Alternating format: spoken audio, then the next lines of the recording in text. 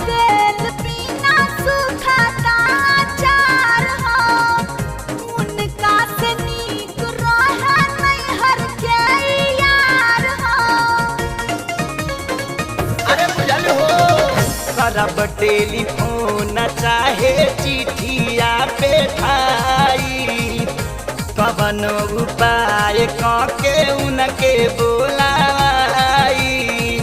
हमरा मन बिगड़ी ना जाके छूटा चोरब सैयारब कैलना।